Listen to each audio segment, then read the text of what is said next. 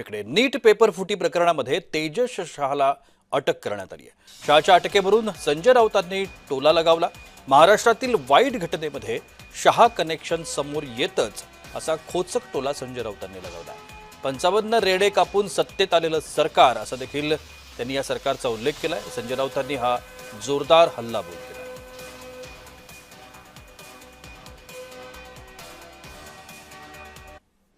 नीट paper फुटीचं केंद्र जर महाराष्ट्रामध्ये असेल, त्याचा केंद्रबिंदू लातूर पासून पुण्यात पसरलेला असेल, तर त्याची जबाबदारी ही देशाचे शिक्षण मंत्री धर्मेंद्र प्रधान यांच्या इतकीच राज्याचे मुख्यमंत्री सन्माननीय देवेंद्र फडणवीस यांच्यावर सुद्धा आहे.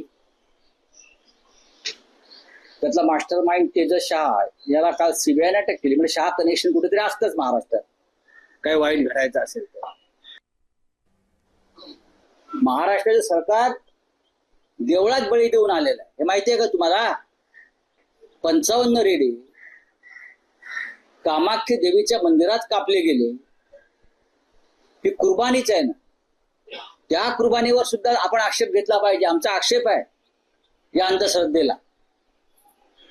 55 रेडे कापून जे सरकार सत्तेत आलेलं आहे, ते दुसऱ्यांच्या कुर्बानीला विरोध करत आहे. हा मानसिक गोंधळ आहे.